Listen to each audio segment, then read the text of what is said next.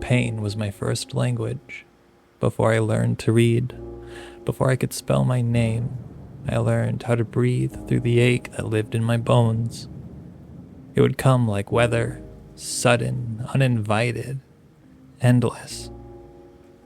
My mother said I was born with it, that my blood was just a little different. I didn't know what that meant, only that some nights I could feel something sharp moving under my skin, turning the warmth inside me into something that burned. When I was 5, a nurse told me the word sickle. She said it gently, like it was fragile, but the sound of it still scared me. Later, a doctor drew me a picture. Small red circles for healthy blood, and beside them, shapes like crescent moons. Yours look like these, he said, and they don't flow the way they should. He made it sound simple, almost kind. But I remember thinking, how can something so small hurt this much? My mother had her own way of explaining it. You just got tired blood, she'd whisper when the pain climbed higher than words. She'd dip a cloth in cool water, wring it out, and smooth it across my forehead, her voice humming a low tune that had no beginning or end. The sound filled every hollow place inside of me. And when she died, the silence she left behind felt heavier than any pain I'd ever known.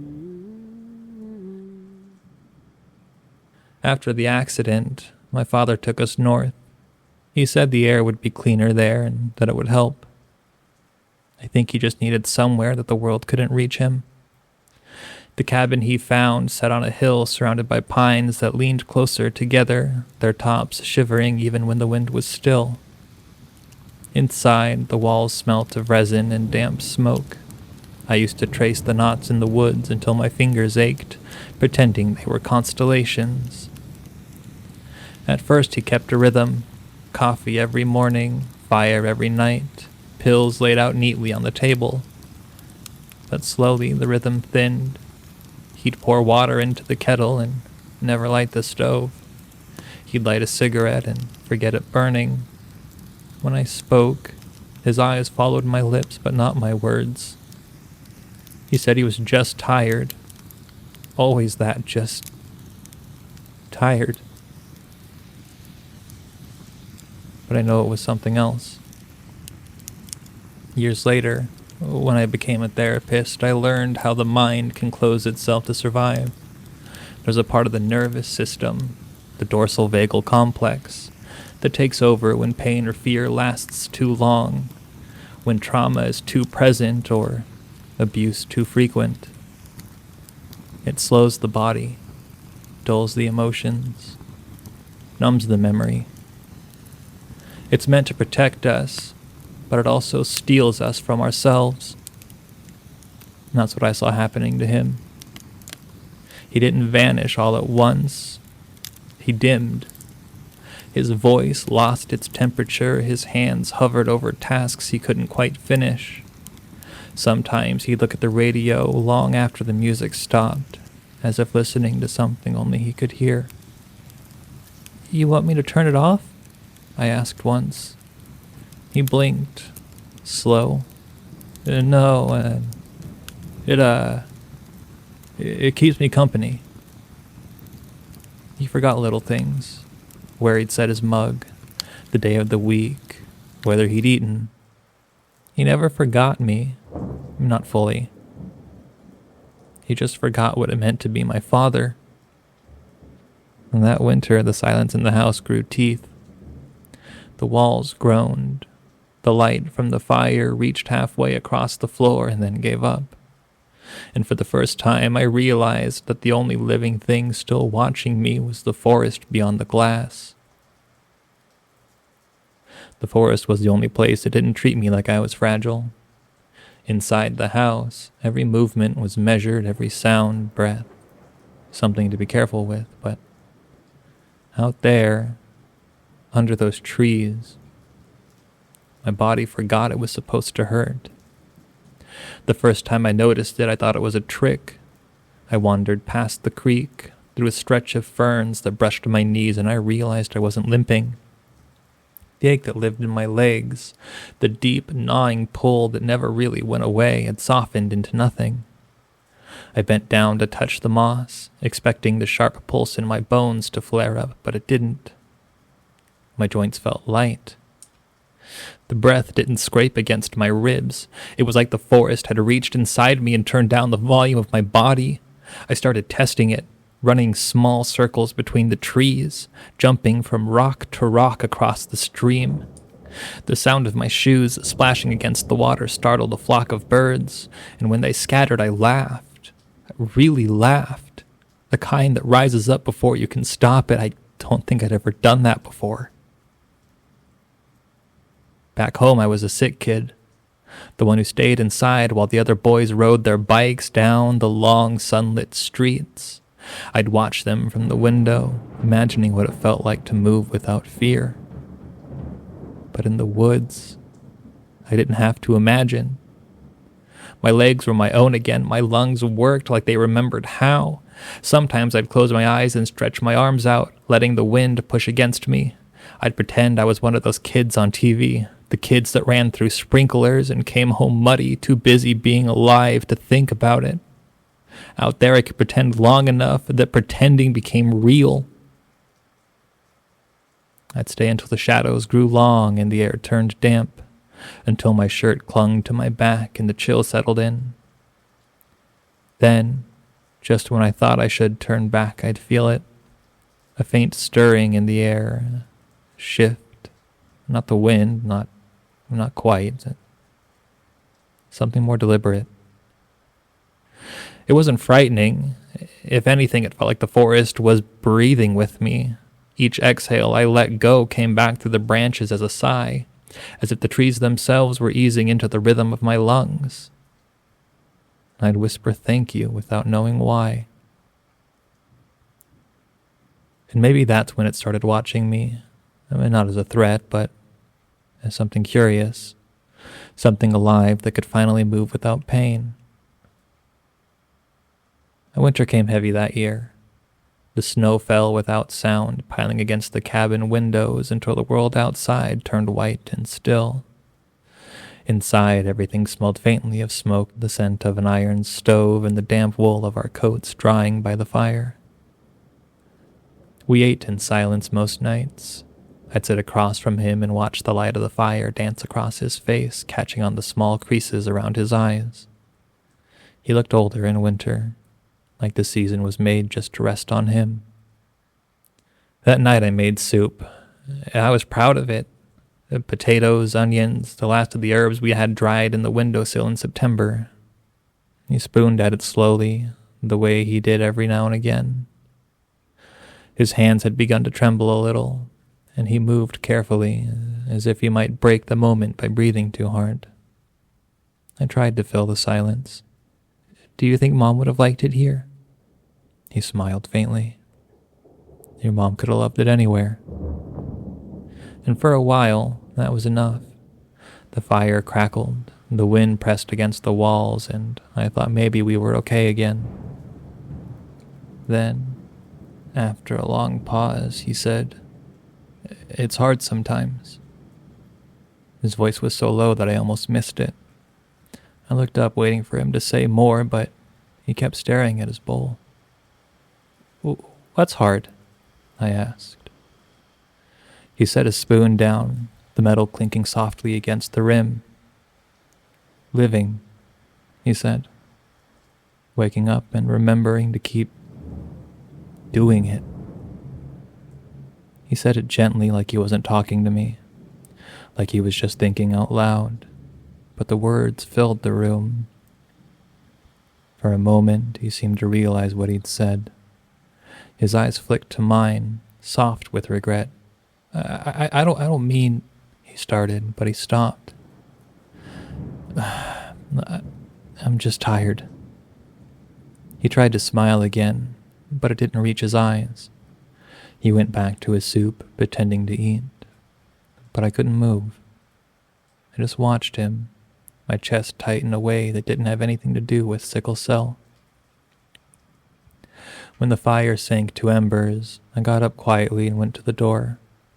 The air outside glowed blue in the snowlight. I didn't plan to run, I just needed to breathe. A place where the sadness couldn't reach me. And the cold hit like a wave. My breath came out in clouds that faded into the trees. The snow under my boots squeaked with every step, and each sound felt like proof that I was still here, still moving. I didn't know where I was going. Just away, just out. Behind me, the cabin lights flickered through the frost. I could almost imagine him still sitting there, hands wrapped around an empty bowl, trying to find a reason to keep them warm. I think that's when I began to understand what loneliness really was. Not the absence of people, but the moment you realize someone you love has already drifted a few steps beyond where you can reach them. The forest took me in without a word. The cold bit, but the pain in my body dulled, replaced by something quieter. I remember whispering, "Please don't let him mean it." And somewhere deep in the dark, the trees answered with a sound like a sigh. The snow had softened by the time I reached the clearing. The forest was quiet in a way that makes you think it's listening. Each breath I took rose in small clouds and drifted upwards, fading into the dark between the trees. I sat down in the snow, not caring how cold it was. My legs had begun to ache, a slow return of the pain that I thought I'd left behind, and I pressed my palms against the ground. The earth beneath the frost was warm, not hot, not strange, just faintly alive, and that's when I heard it. A sound like someone humming, low and unsure, not quite a voice, but not quite the wind. "Hello?" I said, half expecting my father to step out from the trees. But no one came. The sound stopped, and then from behind a cluster of birches something moved, small and quick. I caught a glimpse of pale limbs, hair like reeds catching the moonlight, eyes that seemed too curious to be afraid. And she stepped forward slowly, one hand out as though to calm the air itself. She looked about my age, maybe younger, though something about her felt older than the forest around her. "You're cold," she said. Her voice sounded like water running beneath ice. I didn't answer. My mouth had gone dry. She tilted her head, studying me the way a bird studies its reflection. "You shouldn't be out here," she said softly. "Your kind doesn't like the winter." I had to get away," I said. She nodded, as if that made perfect sense. "Oh, everyone does." For a moment, we just stood there and looked at each other. Her eyes were clear and endless, like she was seeing more than just me, seeing through me into the ache I carried. Then she crouched beside me and placed her hand against my wrist. The warmth that spread through me wasn't magic exactly, but it was a recognition. My pulse steadied and the pain in my legs eased. "What's your name?" I whispered. "Pan," she said without hesitation. "Oh, what are you?" She smiled, small and secret. "Well, I guess I'm what the forest remembers." The way she said it made perfect sense to the part of me that had always believed the trees could hear. We sat there for a long time without speaking. Snow gathered in her hair, but she didn't seem to mind. When I finally looked away, she was gone. Or maybe she just melted back into the quiet. But the warmth on my wrist lingered, and for the first time in months, I didn't feel alone. That night, when I made my way back to the cabin, the snow beneath my feet didn't crunch. I awoke to the sound of my father coughing in the other room, his voice rough and human in a way that felt distant now. For a moment, I didn't know where I was. The dream, if it was a dream, still hung around me like mist. I could almost hear her humming. My boots sat by the door, crusted with snow. I ran a thumb along the seam where the leather met the sole, and it was still damp. The warmth pulled something tight inside my chest. a small trembling certainty that last night had happened. At breakfast, I couldn't stop glancing towards the window. The trees stood still in their drifts of white, as innocent as anything could be, and my father noticed. Something out there?" he asked, and I hesitated. No, I'm just looking." He smiled a little, tired but kind. "You've got your mother's curiosity," he said, and I could hear both love and regret in his words. When he went outside to split firewood, I bundled up and followed the path into the woods again. The snow was deeper now, soft enough that it swallowed my footprints whole. The air had that hollow stillness that comes after a storm, and no birds or wind, but the faint crackle of branches shedding their weight.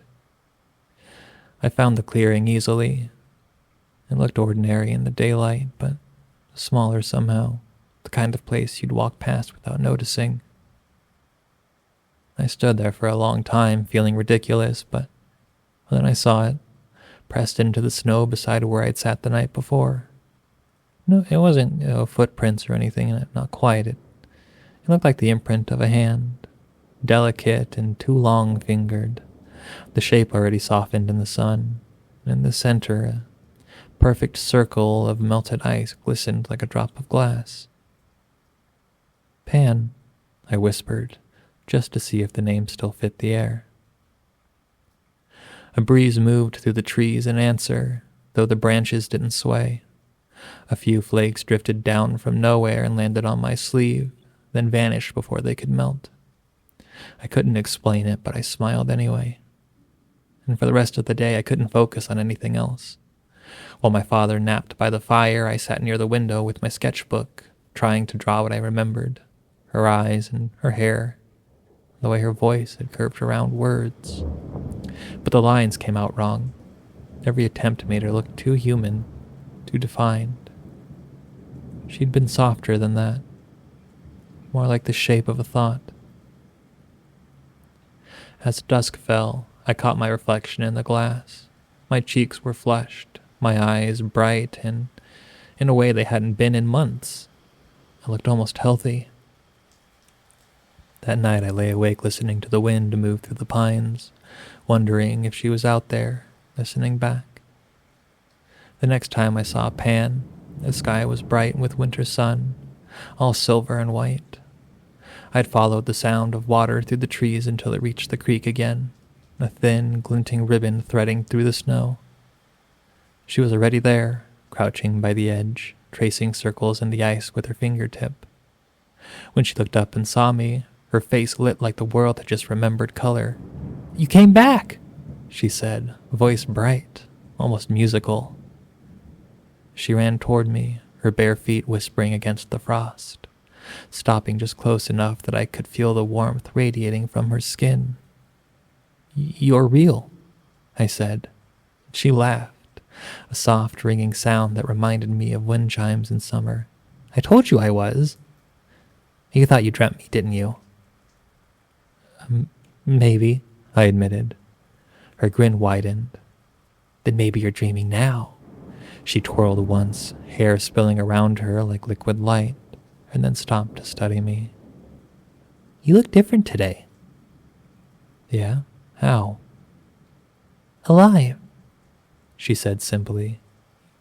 "The other day you were, smaller inside." I didn't know what to do with that, so I just smiled.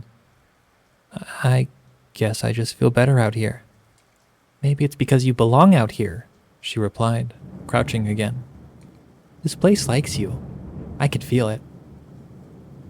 We stayed like that for a while, me sitting on the bank, her half-balanced on a stone, trailing her fingers through the slow and moving water. The sunlight caught her hand, scattering little flashes of gold over the ice.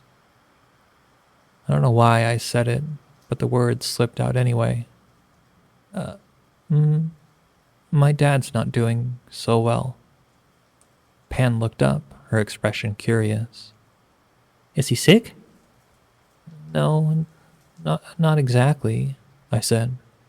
Just, tired? He said sometimes it's hard to keep living. Her smile faltered. Then, maybe he shouldn't. I blinked. What? She tilted her head, innocent. If it hurts him to live, why make him? I shook my head quickly. Oh, because he's my dad. Because I love him? Oh. She nodded slowly, as if testing the word love on her tongue for the first time. That's one of your words. You all say that when something makes you ache. Well, it's not just ache, I said. It's caring. Wanting someone to stay? Pan looked back at the water, watching the current shift beneath the ice.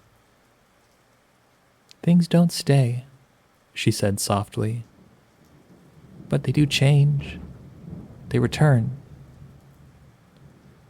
She glanced up at me, eyes shining in the pale light. The wind moved through the trees then, lifting strands of her hair. For a moment, she looked both very young and impossibly old, like she carried the memory of every winter the forest had ever seen. We didn't speak again after that.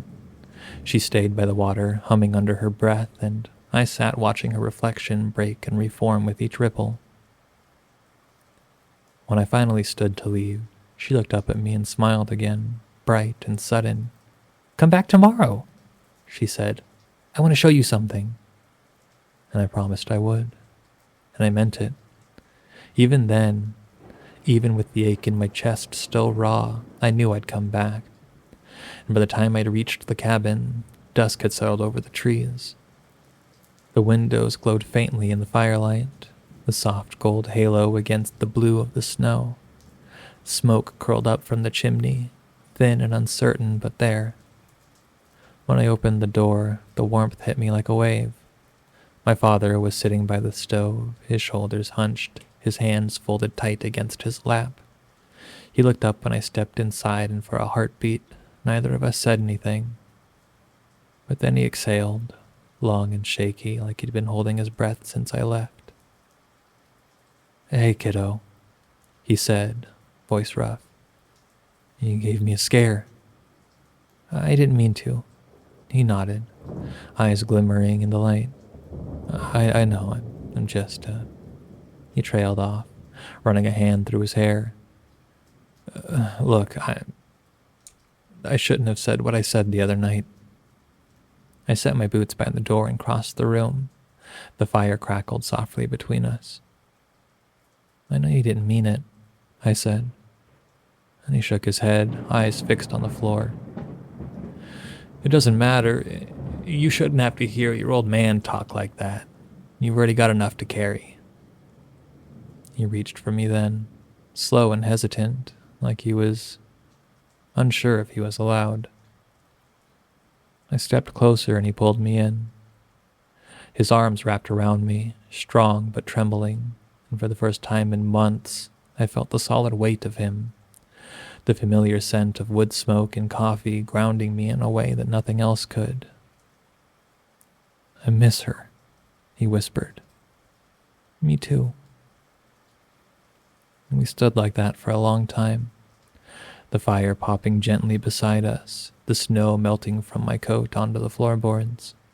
The warmth between us wasn't just heat, it was something I hadn't felt before the hospital rooms, and before the pain had taught me to flinch from touch.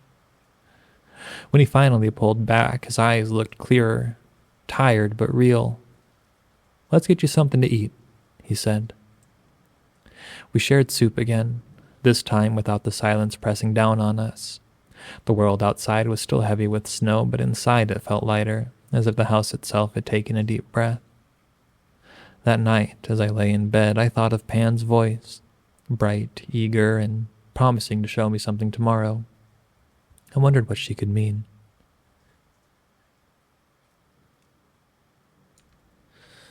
I woke before the sun. The cabin was dim and still, the kind of silence that hums faintly when everything's waiting to begin again. The fire had gone out sometime in the night, leaving only the faint glow of buried embers, but I didn't feel cold. Outside, the snow had crusted into a glittering skin of ice, catching the early light like scattered glass. My father was still asleep in his chair, a blanket tucked around his shoulders. His hand rested over his chest, and for the first time in what felt like forever, his breathing was steady and easy. I stood there for a while, just watching him. I wanted to wake him, to tell him I was going to the woods, but there was a peace in his face that I didn't want to disturb. So I slipped on my coat, pulled on my boots, and stepped outside. The air bit at my cheeks, sharp and clean. Every sound seemed new. The soft groan of branches, the distant crack of ice shifting along the creek, the muffled thud of snow dropping from the roof. My body felt light, strong. I started down the path with that same quiet excitement that used to come with Christmas mornings. That strange certainty that the world might hold something just for me. Pan was waiting by the same stream where I'd found her before. She stood on the opposite bank, her reflection rippling in the slow current. When she saw me, she laughed and clapped her hands together. "You came," she said, voice bright as a bell. "Of course I did." She spun once, her feet barely touching the ground. "Oh, I wasn't sure. Sometimes people promise and then forget, but you didn't forget." "I said I'd come back," I told her. "You said you had something to show me?" "I do," she said. "Follow me." I hesitated. "Is it far?" She smiled, teasing. "Everything worth finding is." And so we walked. I crossed the narrow bridge of stones, my boots slipping on the ice, and she reached out instinctively, steadying me with a hand that felt warmer than sunlight. After some time, she spoke. "Does it still hurt?" "What?" "Your blood," she said, her expression curious. "The sharpness inside you." I swallowed, unsure of how she could know. Not when I'm here," I admitted. "It's like the forest keeps it quiet." Pan's eyes brightened. "Oh, good.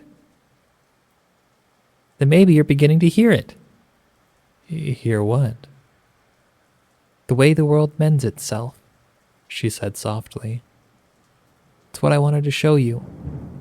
And she took my hand, her fingers cool and firm, and pulled me gently deeper into the woods. The air changed as we walked, thicker somehow, richer. The smell of pine and earth was sharper, the snow beneath our feet softened to damp moss. Light drifted through the trees in narrow ribbons, shifting from gold to green as though the sun couldn't decide which hour it wanted to be. "Where are we going?" I asked. "You'll see," she said, her grin wide and bright. "You'll feel it before you understand it." And though part of me wanted to ask what that meant, another part of me, the part that trusted the quiet pulse of the forest, already believed her. We walked until the snow thinned and the forest floor showed itself in patches, dark soil, deep green moss, fallen needles soft as velvet. The air felt different here, almost warm, like something ancient was breathing beneath the ground and the earth hadn't fully settled back over it yet. Every few steps, Pan would glance back at me, her expression bright and expectant, as if the world were unfolding exactly the way she'd hoped it would. She moved the way light moves through leaves, dancing effortlessly, belonging to everything she touched. "You're listening now," she said, without turning around. To what?" I said. She didn't answer, just reached out and brushed her fingers along the trunks of a cedar as she passed. The bark brightened under her touch, dew gathered and sparkled like the tree had just woken. We came to a clearing I swear hadn't been there before. It was small, just a circle of open ground nestled among ancient trees, but the space felt impossibly large, as if the forest were bowing around it.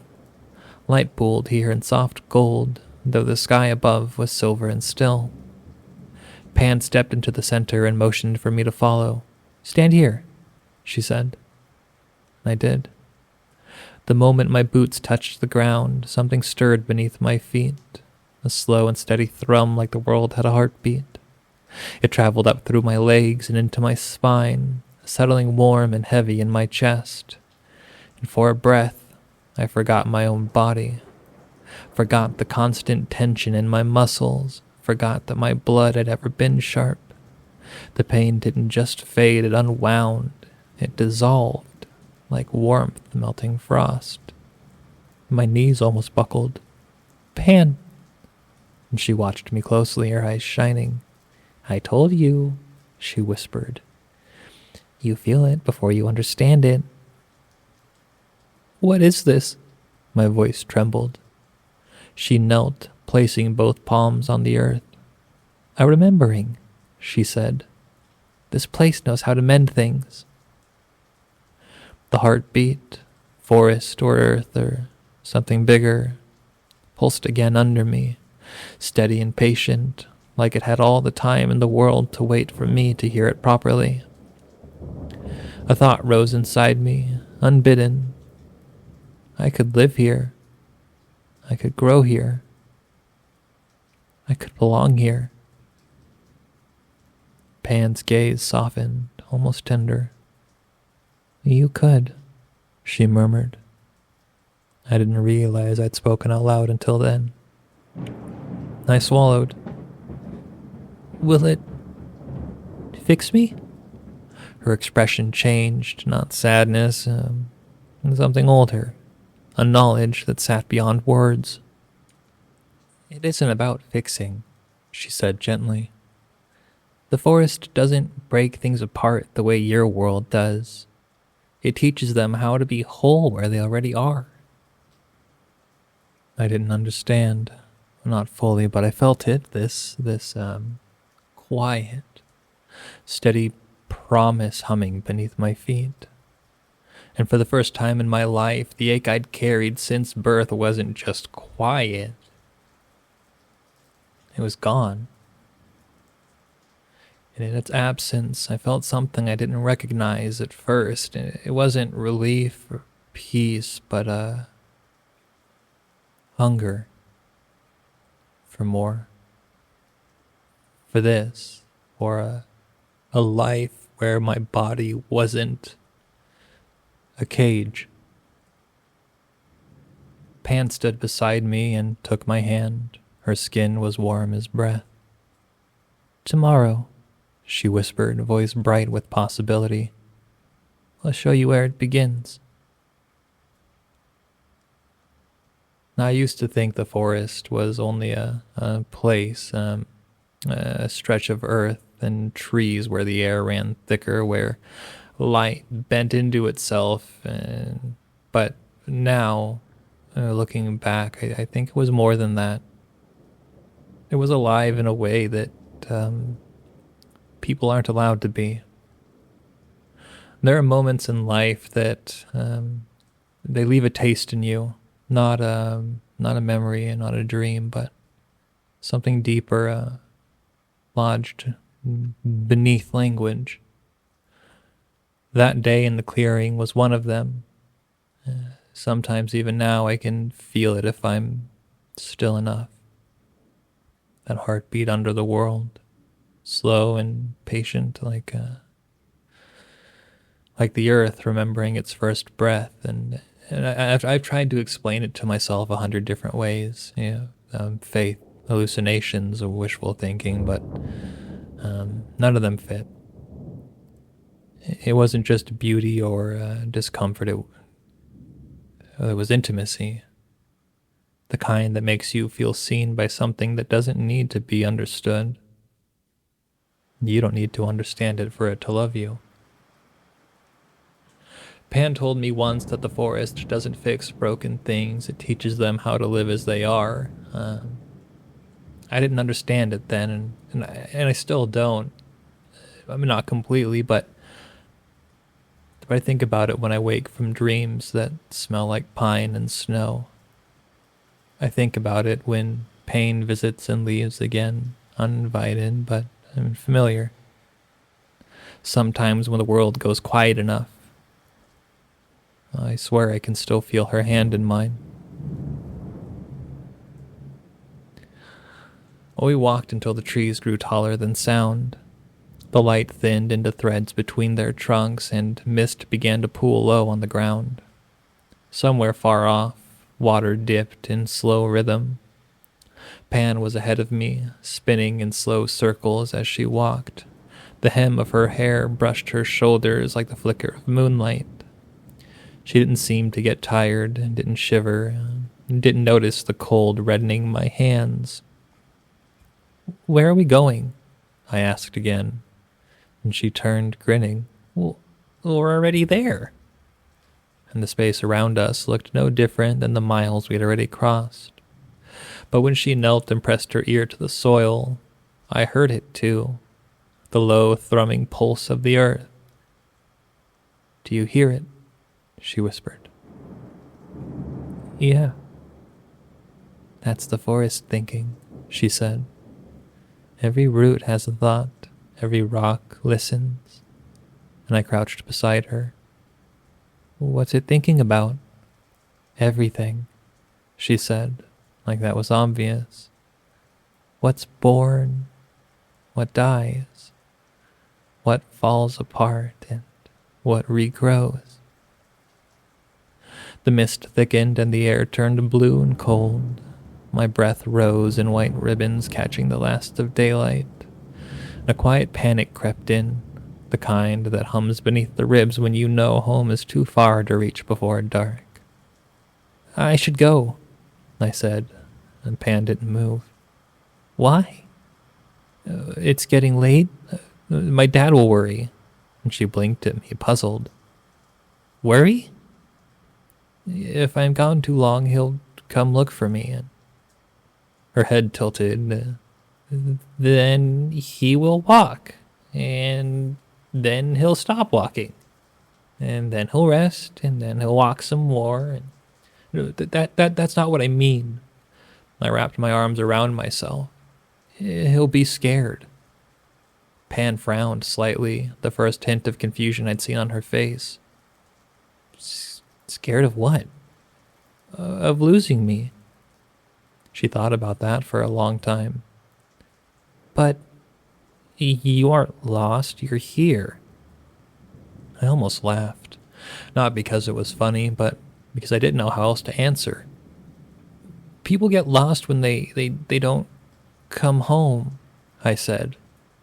"He needs to know I'm okay." Pan smiled faintly, but her eyes stayed distant, reflecting the fading light. "Home," she said, tasting the word. "You keep saying that. Home. Is it a place or is it a person?"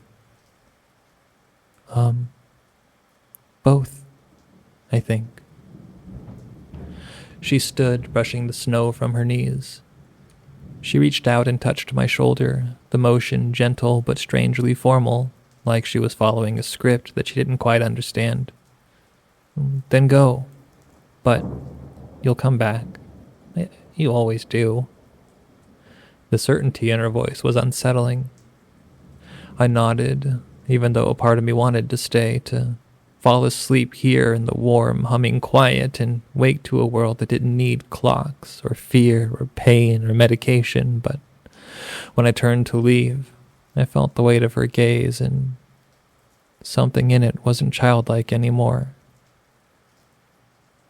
It wasn't cruel. It wasn't really kind either. It was endless. As I walked back through the trees, the mist followed close behind. The air cooled and my breath quickened. The ache in my legs returned one heartbeat at a time. The forest's warmth faded from my blood like a dream leaving morning. And behind me, somewhere in the blue dark, I heard her voice, soft and distant. Why would anyone ever want to leave? I didn't go back to the woods for a long time. At first I told myself it was because of the snow. because the drifts had gotten too deep, and they were deep enough to swallow my legs, or because the air stung when I breathed too hard. But that wasn't it. Something in me hesitated. Some small, buried voice that said, "Not yet." But the longing didn't fade. Some mornings I'd catch myself staring out the window toward the tree line, half expecting to see her there. That flicker of pale hair, the shimmer of motion that wasn't quite human. I could almost hear her humming if I listened long enough, but I stayed inside. My father had begun to cough again. It started as a dry rasp that shook the walls when the house was quiet. He brushed it off at first, said it was just the cold, but the color drained from his face, and the hollows under his eyes deepened. When he bent to lift firewood, his breath came short. I told him to rest, and he smiled and said, "Oh, you sound like your mother." And that made me want to cry, and I didn't know why. So I stayed close. I helped with the stove. I fetched water from the pump, mended the torn lining of his coat. I didn't ask for help, but he didn't stop me either. Most nights we ate in silence. Sometimes he'd doze off in his chair, and I'd just sit there, listening to the rhythm of his breathing. I'd count the seconds between each rise and fall, afraid the next one wouldn't come. And the days blurred together. The snow outside stayed bright and blinding, and the cold crawled through the seams of the cabin no matter how many logs we burned. I could feel the old loneliness settling back into me, one that came before Pan, before the clearing, before the forest's heartbeat found mine, and it was strange, feeling the world narrow again after it had been so wide. The walls pressed closer each night. My body began to ache more often, small pains returning like an old friend that I hadn't missed. There were moments that I almost gave in to the pull, when I thought I saw something moving between the trees at dusk, a shadow too graceful to be adrift in the wind, but and my father would cough or stir, and I'd stay. I told myself it was the right thing, but sometimes, late at night, I'd dream of Pan's voice whispering in the dark. Why would anyone ever want to leave? And I'd wake with my heart pounding, the ache gone from my body, if only for a few breaths, before the pain crept back in, slow and familiar as the morning light. When the snow began to melt, the forest changed. The white that once made it glow with peace gave way to deep patches of wet soil and exposed roots, slick and dark. The air lost its sparkle, the drip of melting ice replaced with the wind's soft hum, and the spaces between the trees seemed to draw tighter. From the cabin window, I used to look out and feel the world breathing, but now it felt like it was holding its breath. The light didn't fall the same way anymore. It used to scatter through the branches, alive and dancing. But now it filtered down, heavy, like it was tired. I told myself it was just the season, snow giving way to thaw, the forest shedding its skin, and my father was getting worse. His cough deepened and his voice frayed. He slept longer, spoke less. Some mornings he didn't light the stove until I reminded him. The house stayed cold. The smell of wood smoke that once clung to him was fading, replaced by something thin and stale. I started hearing things at night, soft creaks outside the cabin, faint movements that stopped when I listened. Sometimes I dreamed of the clearing and woke with my pulse racing, certain I'd heard someone whisper my name, and for days I resisted. I told myself that Pan wouldn't want me to come back, or maybe she would, but the thought of her now carried a thread of fear I couldn't explain. But still, the longing built inside me, pressing against my ribs like a second heartbeat. One morning, after my father fell back asleep in his chair, I put on my boots and I stood at the edge of the woods. The first few steps were the hardest. The path was soft, littered with pine needles and the bones of last autumn's leaves. "Pan?" I called. My voice came out small, and the forest didn't answer. I walked farther, past the creek, following the sound of dripping water and the hush of branches brushing against each other. The air was cooler here, laced with the smell of rot and thawing moss. I felt the ache in my legs again. "Pan!" I called again, louder this time. A bird shrieked and took off from a branch above me. Its wings cut the air like paper tearing. I froze, listening. Then, from somewhere deeper in the trees, a voice answered, soft and stretched thin, almost like an echo. "Why are you afraid?" I turned toward the sound, my heartbeat climbing in my throat. The light shifted between trunks, and for a moment I saw her, or something shaped like her, standing half in the shadow. Her hair darker now, tangled with leaves, her bare feet pressed into the wet soil. She was smiling, but it wasn't the bright, careless smile I remembered. This one was smaller and steadier, like she knew something I didn't. "I wasn't sure you'd come back," she said. "I had to," I whispered. "My dad got sick again." Her head tilted. "Everyone gets sick." Her words should have hurt, but they didn't. They just hung there, quiet in the melting snow. I thought maybe you could help?" Pan's eyes flickered, catching the dull light that filtered through the canopy. "Maybe," she said, "but help is never free." Her voice was calm, almost kind, but the space between her words and mine felt wider than it used to. Still, I followed when she turned toward the deeper woods. We walked until the trees grew unfamiliar. Their trunks twisted as they climbed, their bark slick with something deeper than sap. The air was thick, full of the smell of wet stone and roots. Pan moved ahead of me, barefoot and unbothered by the mud that clung to her ankles. I tried to keep my eyes on her, but the light kept shifting. Each time she passed between the trees, it was like the forest forgot what color she was supposed to be. Sometimes pale as snow, but sometimes gray, sometimes green as moss. She stopped near a hollow where the ground dipped into shadow. "It's different here now," she said quietly. Different how?" She looked at me, and for the first time she seemed unsure of how to answer. "It used to have a feeling." She pressed her hand to the soil. "You could feel it. You did feel it, the pulse that makes everything move, but lately," her brow furrowed, "it's quieter." The way she said quieter made the hair rise on the back of my neck. Pan turned toward me, eyes wide and bright in the dim light. "Do you know what I am?" she asked, and I shook my head. She smiled faintly, but there was something brittle in it. "We keep the rhythm, what's born, what's lost, what comes back. The trees dream of me when they need a voice."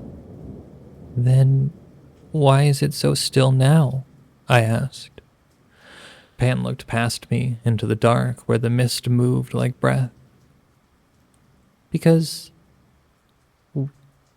something else is dreaming now." Her voice dropped to a whisper. "It's old.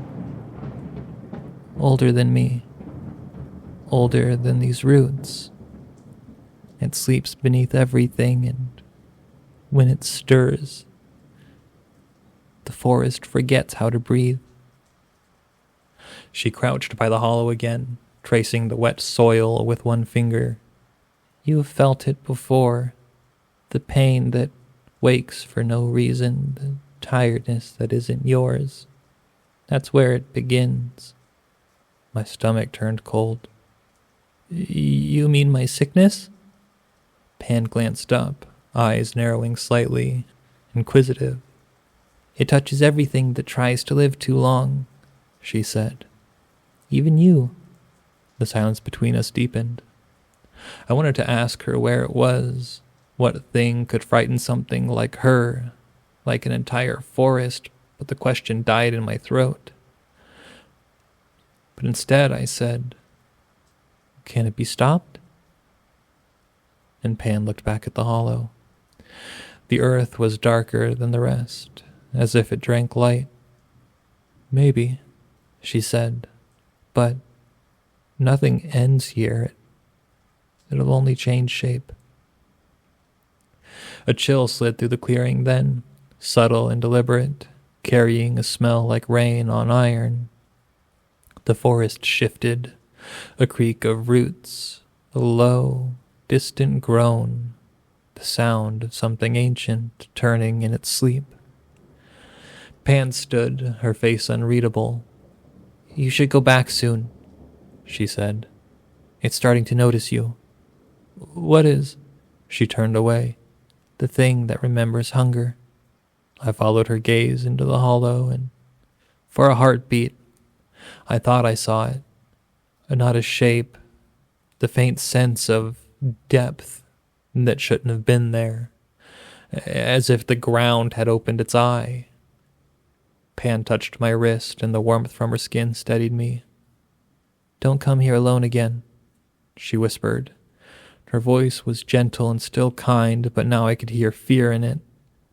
When I told Pan I had to go, she nodded as if she'd been waiting for me to say it. "Before you leave," she said, "take this." She reached into the moss at her feet and drew out a small shape, something pale and knotted.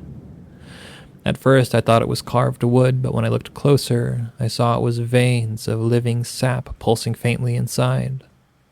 It was shaped like a small seed or a curled-up creature. It's impossible to tell which. "What is it?" I asked. "If your father keeps it close, it will help him rest easier." I didn't know how to thank her. She just smiled, that half-ancient, half-childish smile, and placed it in my hands. "Don't lose it," she whispered. By the time I made it home, dusk had fallen. My father was awake, but pale, his breath shallow and uneven. I set the token beside his bed and told him it was a charm, something I'd found near the creek. He chuckled weakly and said, "You've also got your mother's faith."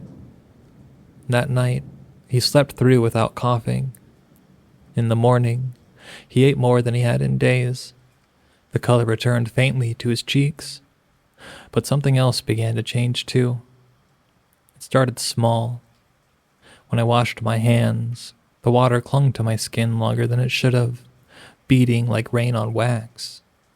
My palms felt tougher, almost bark-like, and the faint cuts that used to mark my fingers from the chores had gone smooth, sealing over by something harder than flesh. At first, I thought it was from the cold or from the resin I'd rubbed off the token, but every morning my skin felt thicker. The veins at my wrist darkened to a deep color of sap. The ache in my bones vanished completely, and my blood, once sharp and restless, felt calm, but slow and heavy. When I looked in the mirror, my eyes were red around the edges, but not from tiredness. My irises had begun to shift, the brown giving way to a faint gold, catching light even in shadow. The forest outside the window no longer looked far. It pressed closer each day, the pines leaning toward the house like listeners. And then came the sap. At first I thought the roof was leaking, small amber droplets forming near the corners of the walls, sticky and fragrant. But when I touched one, it was warm. It smelled like pine and iron and something sweet that I couldn't name. I wiped them away, but new ones formed by morning. They glistened in the firelight like eyes. The smell of the forest began to seep into everything, the blankets, the dishes, even the pages of my father's books. The floorboards creaked differently, softer, like damp and fresh wood. My father noticed too. "Oh, it feels like the woods are coming in," he said one evening, smiling faintly. Guess we've lived here long enough they want us back, huh? I laughed with him, but my throat was tight. That night, as he slept, I checked the token. It pulsed faintly with light, slowly and steadily, like it was alive. His breath matched its rhythm, and for a moment I thought I could hear Pan's voice in the wind outside, whispering through the walls. Nothing heals without changing. And then I woke choking. It felt like my lungs were full of syrup, heavy, sweet, and suffocating. Every breath burned. When I sat up, the room spun, and something hot slid down my chin. Blood? No, it was thicker than blood. Dark and amber in the morning light. It stuck to my throat as I coughed again, splattering the blanket with wet, translucent streaks. The smell was sharp, like metal and honey. My body hurt in new ways. My joints ached, but not from the familiar sickle pain that I'd known my whole life. This was deeper, wrong. I felt like my bones were grinding against something softer than marrow, something that could move. I pulled back my sleeve, and beneath my skin, faint shapes shifted, small ridges that crawled when I touched them. My veins pulsed black-green, the color of bruised fruit. "Dad!" I croaked, but he didn't answer. He was still in bed, half covered by the quilt. His breathing was shallow and ragged, but the sound wasn't just air, it also crackled. It was wet and uneven, like something bubbled beneath his ribs. I stumbled to his side. His skin was slick with sweat, and when I brushed his forehead, I felt movement, a small, slow stirring beneath the surface. I jerked my hand back. Dad, wake up!" His eyes fluttered open. They were still his eyes, brown and kind, but the whites had turned the colors of spoiled milk, clouded and gray. "Son," he whispered. "What's happening?" I couldn't answer. His chest rose sharply and he gasped, a wet, rattling sound that made my stomach twist. Something pressed outward against his shirt just under the ribs, and for a moment I swore I saw a bulge slide beneath the fabric. He reached for me with shaking hands. "Make it stop," he whispered. And I ran. I couldn't think, couldn't breathe. Every step felt like my body was a stranger trying to move inside me. The air outside hit like knives, but it didn't help. The world tilted, bright and dizzy and unsteady. My heartbeat came in two rhythms now, one mine and one slower, deeper, crawling beneath my skin. The forest loomed at the edge of the clearing. The trees swayed though there was no wind. I stumbled toward them, half blind with tears and fever. "Pan!" I shouted, voice raw. "Pan, what did you do to us?" The woods answered my shouting with silence. No birds, no wind, only the crackle of thawing ice and the wet rasp of my own breathing. My legs buckled halfway down the trail, and I crawled the rest of the way, fingers sinking into mud so dark that it looked black. "Pan!" I coughed again, voice tearing. "Please help us." A shape moved between the trees, quick and light, and for a heartbeat, hope flared in me, bright enough to burn through the pain. She stepped into view, her skin pale and trembling, her eyes wide with something that looked too human to be anything but fear. "You shouldn't have come," she said, her voice cracked. "You gave me this," I rasped, holding out my arm. The veins writhed beneath the skin, swelling and pulsing like a living map. "You said you would help him." Pan's gaze darted to the veins and then to the woods behind me. Her lips parted in a soundless gasp. I didn't know," she whispered. I didn't know it would follow." "What did?" She backed away, shaking her head. "The old thing, the root that never stopped feeding. It sleeps in all of us. When you took the token, it must have smelled what you were." What I was? Half alive, she said softly. You've been on its edge since you were born. The pain kept you from it. The sickness, it kept you yours. When I quieted it, it must have found a space and come through. The words sank slowly, like stones into deep water. So you cured me, I said, and let something else take my place? Pan reached for me and then stopped, fingers trembling in the air. I didn't mean to, she said. I was mending you. I thought I was helping. Her voice broke on the word. Something moved in the trees behind her, a slow shift of black earth, the sound of roots splitting stone. The air bent around it, thick and wet, and my stomach lurched. Pan, I whispered. What is it? Her eyes darted toward the noise and then back to me. Hunger, she said. The forest's first thought. The reason anything grows. The ground under me rippled. My body convulsed. A wave of heat searing through my chest, down my arms, into my hands. I clawed at the dirt as my skin swelled and split in tiny lines that bled amber and red together. Pan fell to her knees beside me, shaking. It shouldn't be awake, she whispered. It shouldn't have found you. And the trees around us groaned. Bark cracked. The air filled with the smell of rot and sweetness, like something dying in bloom. My vision blurred, and through the haze I saw Pan's face, streaked with tears, her lips trembling with a word she couldn't finish. I'm sorry, she said, and then she was gone, swallowed by the dark movement in the woods. Her pale form flickered once, and vanishing into the trembling night.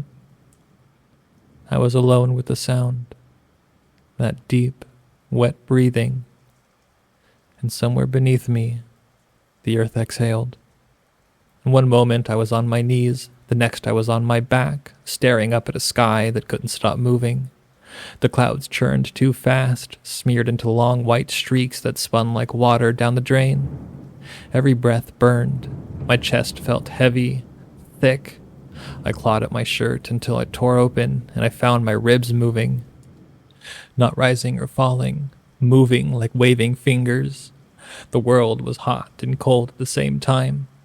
The ground steamed with frost, and my skin radiated heat like coals. I could taste copper on my tongue, and behind it something sweet, resin and dirt.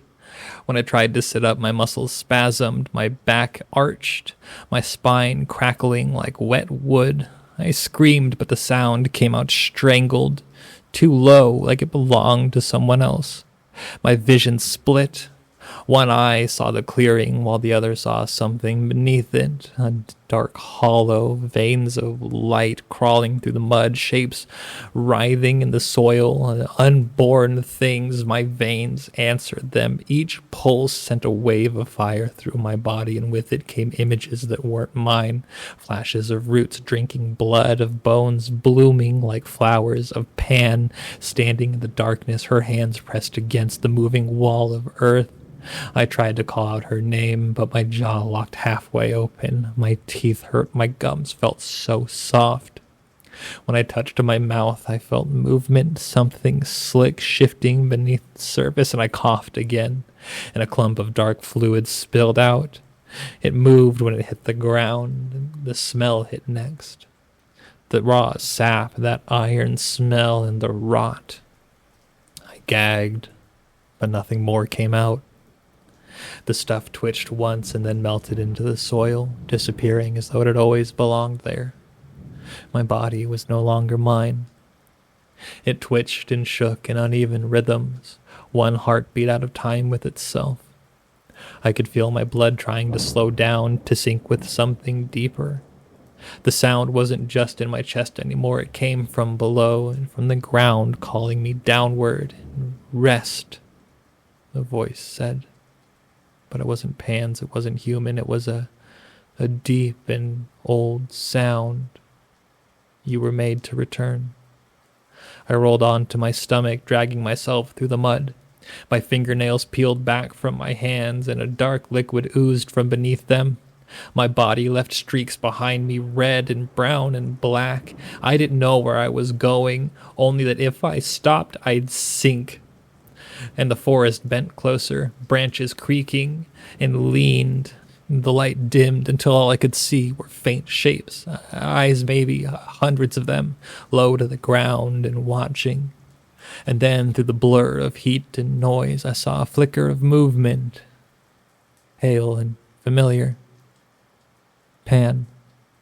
She was running toward me, her body shaking like a reflection in disturbed water. Her mouth moved, but the sound came out too late, warped by the fever. Hold on. Her hands were glowing, bright, trembling, a light that hurt to look at. She fell to her knees beside me and pressed her palms to my chest, and she screamed, not from pain but from effort. The ground beneath me surged. My body lifted off the dirt, arching upward as if something inside me was being pulled free, threads of light, thick and writhing, tearing their way out through my skin. It felt like dying, and it felt like being born. And then everything went black. I wish I knew what happened while I was unconscious. Sometimes when I dream now, I catch fragments, flashes of light under the water, voices moving like wind through the bones of the earth. But none of it stays. Whatever happened, the forest kept for itself. And when I opened my eyes, I was lying in the clearing. The sky above me was colorless, a pale wash between dawn and ash. The air was still, no birds, and no wind, not even the groan of the trees. Only my breathing, steady and mine again. And for a long time I didn't move. I was afraid that if I did, the pain would return, or worse, that it wouldn't. And I'd know that I wasn't really alive. But when I sat up, my body felt strange in its own skin. Lighter, somehow, like a borrowed shape finally returned to its owner. The fever was gone. The heat, the shaking, the double heartbeat that had thrummed beneath my ribs like something trying to crawl its way out, all of it was gone. And I called her name. Pan? My voice barely reached the edge of the clearing. It sounded small against the stillness. I tried again, louder this time, until my throat burned. Nothing answered. Not a footstep, not a whisper. And I searched for hours. Through the low brush, down along the creek, into the parts of the forest where the light never reached. The air was colder there, and the ground soft and wet. I thought I saw her once, a flicker of movement between trees, but when I ran towards it, it was nothing. Only the smell of earth and the hollow echo of my own breathing. At some point, the light began to change. The world turned gray, the way it does when you've been awake too long. My body ached again, though in a different way now, and not the old sickle ache, but the ache of loss. I kept calling her name until my voice broke. I didn't know which direction led home anymore. The forest seemed unfamiliar and rearranged, as if it had shed one of its skins. But then through the trees I saw smoke, thin, white, and curling into the dim sky, and my chest clenched, and I ran. The cabin stood exactly as I remembered, leaning slightly, the windows fogged from the inside. I hesitated at the door, half expecting to find it empty, half afraid to find it full of what I'd left behind. But when I opened it, warmth hit me, and the smell of stew, the faint crackle of fire, and my father. He was sitting at the table, hunched over a bowl, his hands trembling around the spoon. He looked up when he saw me, and for a heartbeat I couldn't breathe. "Hey," he said softly. His voice was tired but clear. "You were gone for a long time." I stepped closer, hardly trusting what I saw. He looked thinner, more pale, but alive. "I thought you—" He smiled faintly. I know. I wanted to run to him, to grab his hand, but I stopped myself. Something in me hesitated. Maybe it was the quiet in his eyes, the way his breath caught before each word, or maybe it was just the memory of some sound, that slow, deep breathing that wasn't his, but I sat down anyway. The chair creaked beneath me, the fire hissed, and for a moment we were just two people sharing warmth in a world that had almost forgotten us. It's been years since that winter. Sometimes I think I can still smell the woods, that sharp sweetness of pine sap and snow-melting earth, but when I open my eyes, there's only the plain air of wherever I've ended up. The sickness never came back. No doctor could explain it. My blood, once misshapen and cruel, turned steady and kind again. I remembered sitting in sterile rooms, their machines humming like small artificial forests, watching nurses blink at charts. "You shouldn't be alive," one of them said once, half smiling, and maybe she was right. And my father recovered too. Whatever shadow had lived behind his eyes, whatever weight had made his voice so small, had lifted. He started to hum when he worked again, and the way he used to when my mother was still alive. He packed the cabin slowly, talking about town life like it was a place we'd both been waiting to return to. Now we left the woods that spring. The snow had melted into gray rivers, the pines slick with rain. I remember looking back one last time as we crossed the ridge, the trees shifting together in the wind, their tops bending like they were breathing, and for a moment, I thought I saw her standing with them, small, still, smiling. But when I blinked, it was only shadow and light. Sometimes I dream about her, always in the same place. She stands just at the edge of the trees, the light behind her face unreadable. She never speaks, but the air around her vibrates, low and steady, the same rhythm that once lived in my chest. I think she died for me. Or maybe she didn't die at all. Maybe she simply returned. The forest takes everything back in the end. It only lends what we need for a little while. I don't know if she meant to save us. Maybe she just wanted to keep the balance, to quiet the hunger she'd woken without meaning to. Maybe that's all love ever is, in the language of the woods. A moment of balance before the world tilts again. When I wake from those dreams, my body still feels warm where her hand once touched mine. It fades by morning, but for a few breaths, I swear I can feel her heartbeat inside my own. Slow, patient, impossibly alive.